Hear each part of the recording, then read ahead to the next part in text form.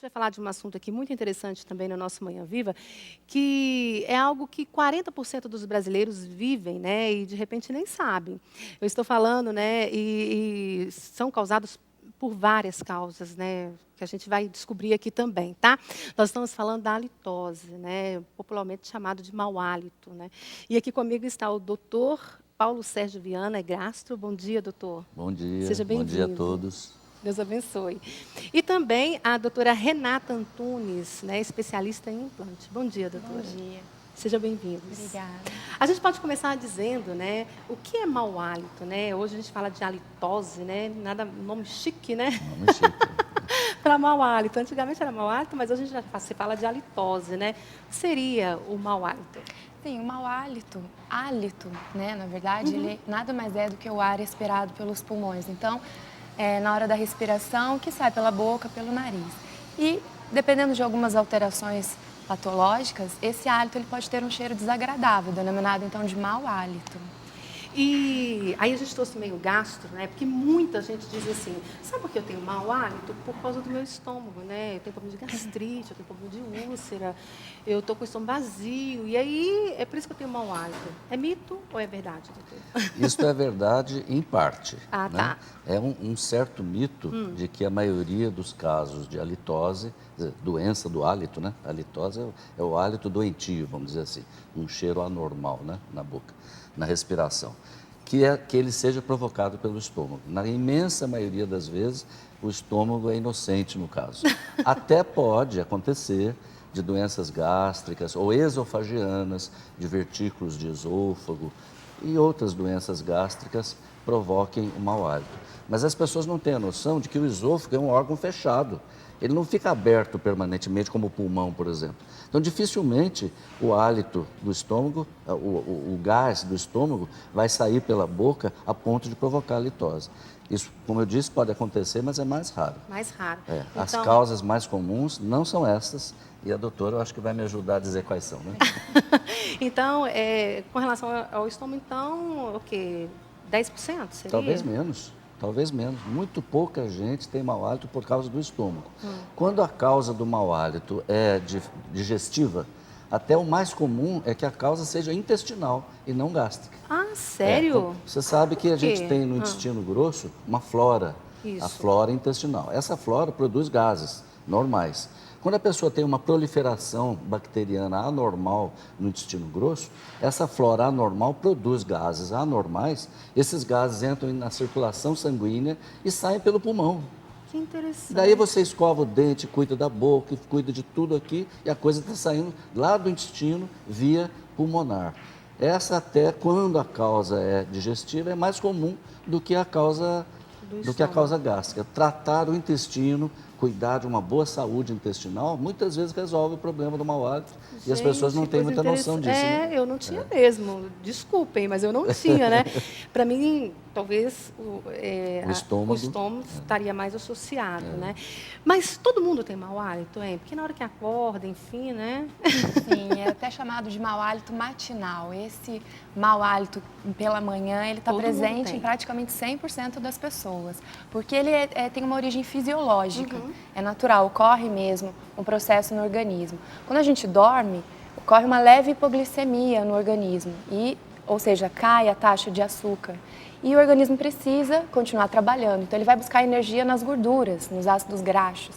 E a metabolização dessas gorduras faz liberar substâncias voláteis mal cheirosas e que são liberadas pelos pulmões. Então, é muito normal ter esse mau hálito matinal. Também pela queda do fluxo salivar durante o sono, né? Aumento da flora bacteriana, essa burra lingual, né? Que é essa placa cheia de bactéria que fica na língua. Então, é muito normal acordar com mau hálito. Então, aí sim está associado ao estômago. Se estiver com o estômago vazio, aí pode ser problema, né? Embora não seja uma doença do estômago, né? Não é. É o jejum, É o jejum. como ela disse, é que provoca um metabolismo anormal com produção de gases. Mas o estômago pode estar sem nenhuma doença. Isso que eu quero Mas dizer. está vazio. Estando vazio, Aí provocar. pode acontecer. E olha como é que é interessante. Então, comer de 3 horas também ajuda com relação... Prevenir o mau hálito. Olha, gente, tá vendo? É importante comer de 3 em 3 horas para tudo, né? E fazer uma alimentação saudável. Isso. O teor de fibras na alimentação, por exemplo, tem uma grande influência sobre o hálito. Ah, é? As Então alguns pessoas alimentos pode causar? Ah, sim. A pessoa que não come, não ingere uma quantidade adequada de fibras vegetais, tem uma chance maior de ter halitose. Essas pessoas ficam baseando a alimentação mais nas carnes e nas leguminosas, podem ter um teor de saturação do hálito maior do que... É importante comer fibra. Eu fico sempre admirado de como as pessoas ingerem pouca fibra vegetal no nosso país. Você sabe que a gente deveria comer saladas e frutas e verduras todos os dias, mais de uma vez por dia. Mas na minha prática eu observo que a grande maioria de jovens, crianças, adultos, não faz essa alimentação correta. Eu confirmo essa tese, viu? Porque lá em casa é complicado. Principalmente com criança, né? Nossa, é complicado mesmo. Mas, doutora, o portador da halitose, né? Ele não sente ou ele percebe, tem até uma técnica, né? Não sei se é real, se é mito, né? Que o pessoal dá aqui um soprinho e dá uma cheiradinha. Isso não dá muito certo. Tem uma técnicazinha, depois a gente pode falar, mais apropriada. Mas, sim, o paciente que possui halitose crônica, normalmente ele não sente o seu mau hálito, né? Existe um processo que chama fadiga olfatória. Então, as células epiteliais do olfato, elas se cansam, ocorre uma fadiga, elas se cansam facilmente, rapidamente. Então, o indivíduo ele passa a não sentir que tem aquele mau hálito, ele se acostuma, entre aspas, com esse cheiro, então ele não sente. E uma forma de saber se tem ou não, dessa que a gente estava falando, é pegar essa região do antebraço sem hidratante, sem perfume, sem nada, e dar uma lambida mesmo. Opa! Assoprar e cheirar não dá muito certo. Se você der uma lambida aqui, esperar ali uns 30 segundos, dar uma secadinha, as bactérias se assentarem, depois cheirar, aí sim. Se tiver um cheirinho ruim, pode desconfiar que deve estar com mau hálito mesmo. Mas, no geral, né, a pessoa, ela não percebe, né? Geralmente, quem vai perceber mais são as pessoas próximas, né? As pessoas próximas. Então, é muito interessante perguntar para alguém de confiança, né? O filho, o pai, um amigo, ou procurar um profissional, um dentista, um médico, para que isso seja avaliado e se constatado, tratado. Porque também não é fácil dizer para a pessoa que ela está com mau hálito, né, doutor? É complicado. Eu costumo dizer que o teste melhor é perguntar para a namorada, né? Para o namorado, para a namorada, porque esse é o teste melhor. Se ele Quando gostar de o relacionamento verdade, é verdadeiro, né? É o teste. Agora, em relação à halitose, existe um fenômeno curioso que a maioria das pessoas não tem consciência dele. É a chamada halitofobia. Existe uma certa porcentagem de pessoas que procuram o dentista ou o médico porque estão atormentadas com a sensação de que elas estão causando mal-estar nos seus relacionamentos e, na verdade, não têm um mau hálito. É medo de ter um mau hálito. Na verdade, elas têm um problema psicológico. Elas acham que estão com mau hálito, ninguém falou, mas elas têm essa sensação. Esse teste do antebraço, por exemplo, pode falhar, ela pode ter uma sensação distorcida do próprio cheiro, e isso se tornar um problema psicológico que perturba a vida social da pessoa e que, às vezes, precisa até de tratamento psicológico. Na verdade, essa pessoa não tem mau hálito. Consta que até 25% das pessoas que procuram tratamento para halitose têm a halitofobia e não a real halitose. Então, isso é uma coisa também que o médico e o dentista têm que estar conscientes, né? E quais são as maiores causas, então, doutora, da halitose? Bom, aproximadamente 90% das causas da halitose estão presentes na boca, tá? Existem algumas... Quanto? 90%? Aproximadamente 90%. É bastante. Bom, dentre essas causas bucais, a principal causa é essa burra lingual. Então, o que é essa burra lingual? É essa placa formada por bactérias, fungos, as células epiteliais descamadas da mucosa, que são células mortas, e resíduos alimentares. Então, forma uma placa esbranquiçada ou amarelada, normalmente na região posterior, no dorso da língua. Então, por isso que a gente pede tanto para que a língua seja muito bem higienizada. E também doenças periodontais, né? Inflamações de gengiva, sangramento, presença de pus nas periodontites, normalmente, e até lesões cariosas, restaurações mal adaptadas, próteses mal adaptadas, a xerostomia, que é a queda, né, do fluxo salivar, Por um motivo ou por outro, existem alguns medicamentos que causam essa xerostomia.